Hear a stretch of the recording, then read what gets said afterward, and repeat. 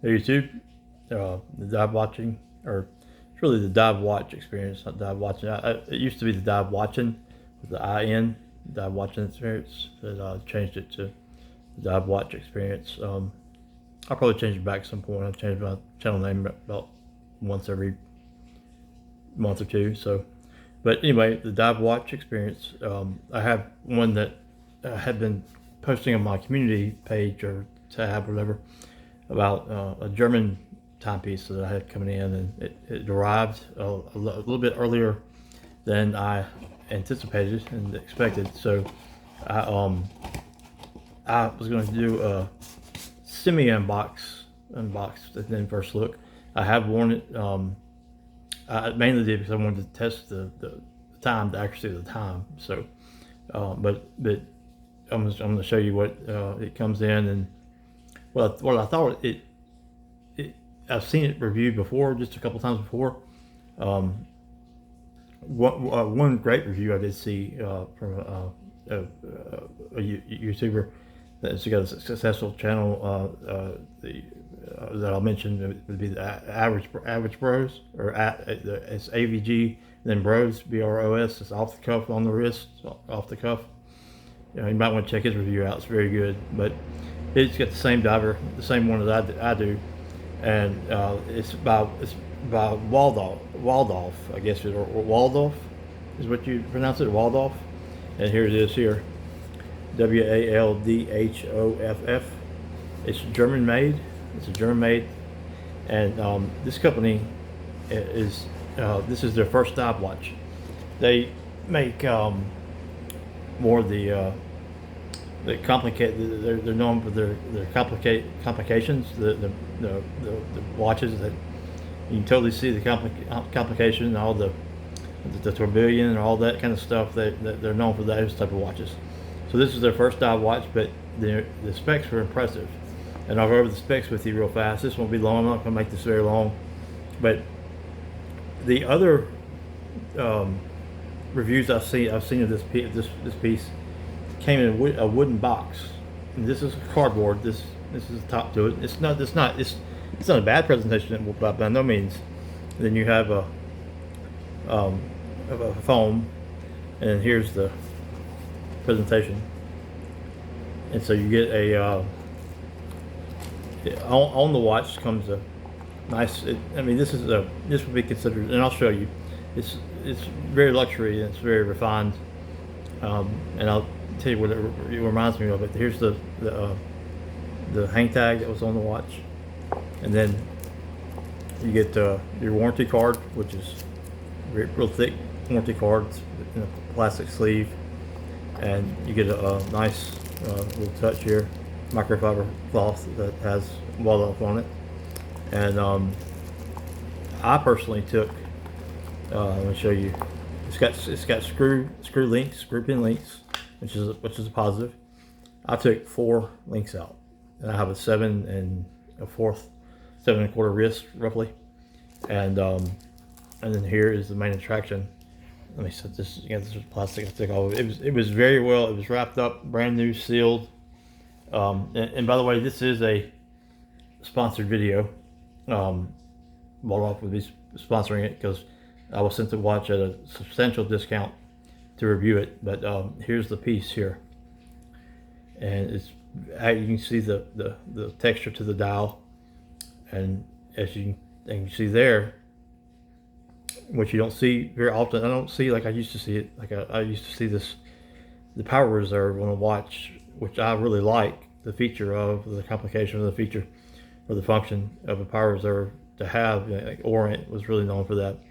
You don't see it very much these days, and I like it, and that immediately caught my attention. But the way he has it on this dial is it's got like it's underneath the 12 o'clock applied marker, so it was very complicated to do, and but nonetheless he did it. But it's at the top, and it's very clean and this piece is very refined and polished. Let me show you. It reminds me. It's definitely for it can be worn. It can be worn both ways, casually, or for the business professional with a tie. There's how thick it is. It's got, you can see it, you can tell it's a German-made watch just by the way that it's designed and the faceted edges. And just kind of give you around the, and then here it's got a hidden escape. And if I get that to say, I don't know if you can see it, if I get that in the right light, you can see where it says helium escape. So it even tells you, and it's got a signed crown. The crystal is basically it's boxed, but it's not domed so much. So it is raised. It's boxed up a little bit, but as you can see, you can see the crystal that raises above the bezel just a little bit. I like it. I love it. I love this piece. I think it's beautiful. I think it's got an H-link bracelet, and it has very slight taper from 22 millimeters to maybe like I guess it would be 18, and it stays that way. The clasp, which I'm going to take the last sticker off of it right now, and then complete that sticker's done with. It's got a signed, as you can see, if I can get it right, signed wall off. It's milled. It's got the extension. If I can get it to do one, there it is. Which I actually took 4 links out of this watch. And again, my bracelet's 7 1/4, so it would easily fit 8 1/2 or plus more wrists. Milled clasp, H-link bracelet. So I'll tell you, and let me show you the case back before I give you the specs. It pays tribute to there's some very famous submarine that from what I understand, I get it close enough so you can see it, that it pays tribute to, and that the theme of the watch is after this submarine that is a historical piece of history. And I don't know the backstory to that, but when I come back with the full review, I will know that. The crown is interesting because it kind of looks like it's unscrewed if you see it, but that's not unscrewed. It is screwed in, so the crown protrudes out quite far. That's not a negative. It's just it makes you think, oh, my crown's unscrewed. It's not. It's very much tight. It's 43 millimeters. It's basically 13.9 or 13.85 is what it says, but it's right at 14 millimeters thick. So 43 millimeter case, right at 14 millimeters thick, 22 millimeter lug width. Lug to lug is about 47 and a half. So it's gonna wear it wears pretty good on the wrist, and I'll give you a wrist shot in a second. It doesn't wear, it probably wears more like a 42 millimeter, to be honest with you. But still nonetheless, it has a ton of wrist presence. And when I first saw it, the first thing I noticed was the power reserve. I love a power reserve. And the second thing I noticed, it has some polished elements to it, and it's not high polish like Breitling was very high polished, which I do like.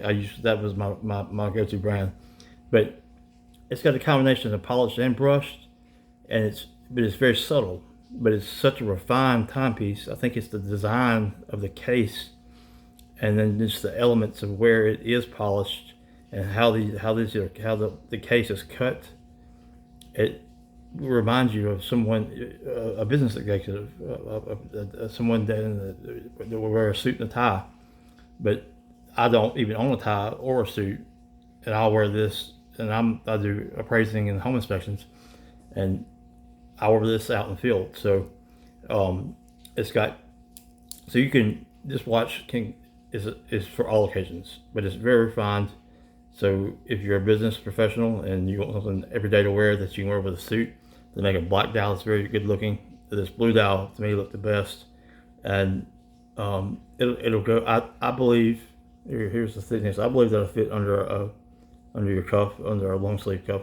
I know it would. Me personally, whenever I wear a long sleeve shirt and I button my cuff, I'll actually leave my watch out to show so I can see the time.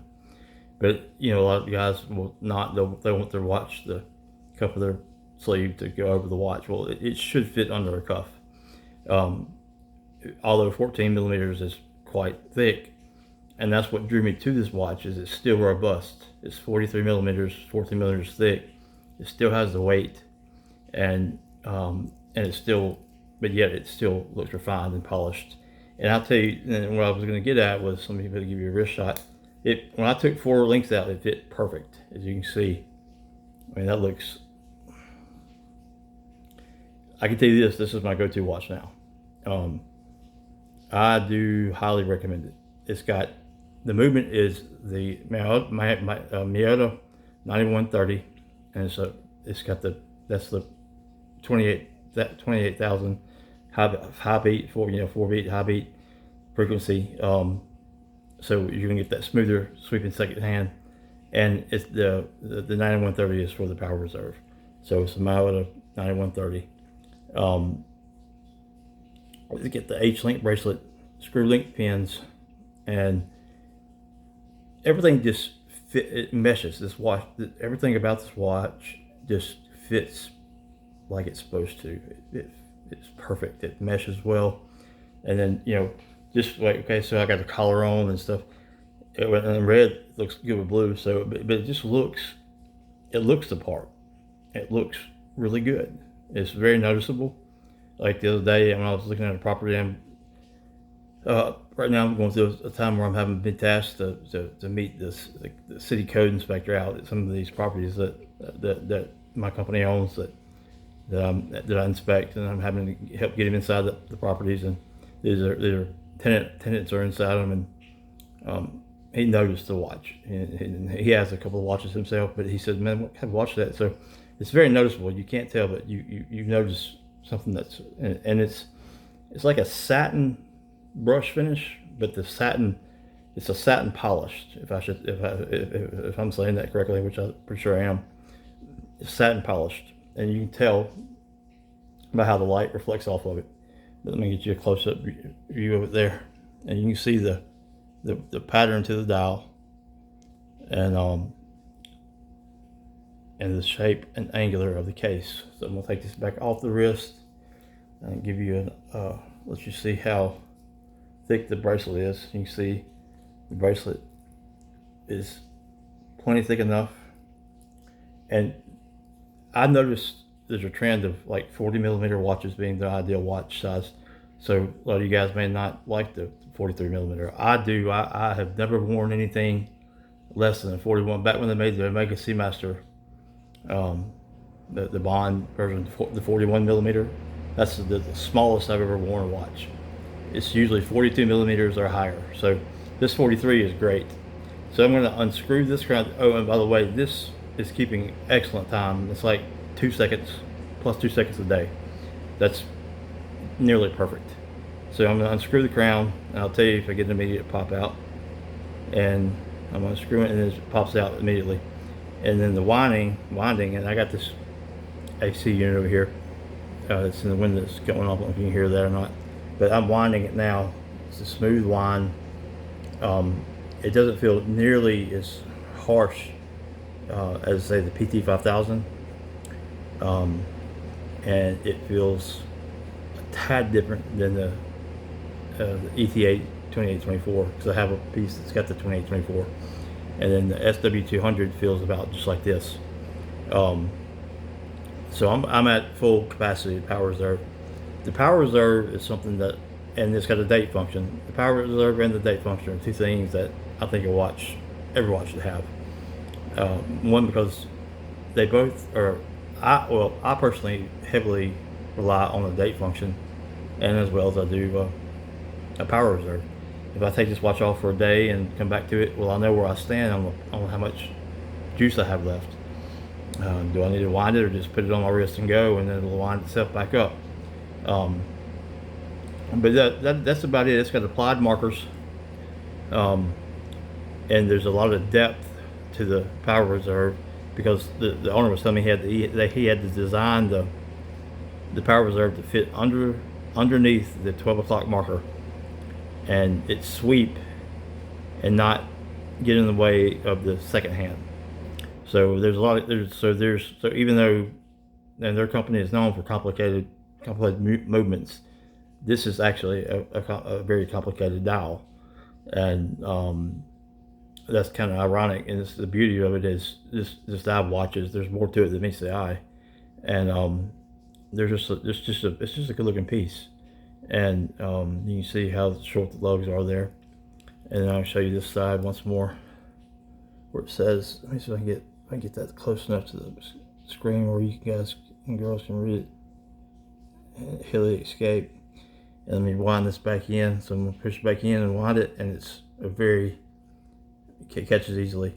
But it just looks odd, a little odd because of how far it protrudes out. So I would say maybe be careful, because you could catch it on something, because you would want that to be a little bit more flush to the case.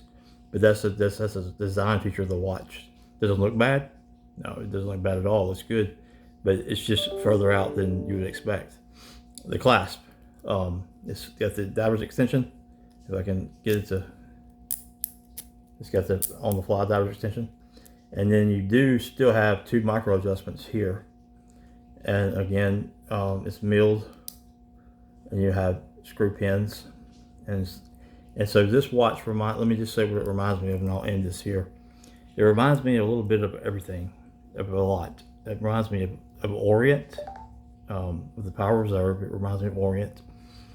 I automatically thought of a Tag Heuer Aqua Racer when I saw it. It reminded me of Christopher Ward, the bracelet. It reminded me of one other. It reminded me of the Omega Seamaster in a way. There's just the way that the finishing on the case is superb, and so while it's its own original style, it's got its own original DNA. It does not pay homage to any watch. Those are just some things that I thought personally that I saw in the watch that just stood out to me and said, "Man, I really got to have this piece because it looks so good." And the angles would be for more of the Aqua Racer, and then the Christopher Ward, the bracelet, the H-Link bracelet. And so there's just the elements of all kinds of things in here. And it's got a really cool case back, as you can see there, again, the submarine. And it's a 300M diver, 300M. And that'd be about it. They make it in blue dial, black dial, and white dial. And again, it's the Waldorf.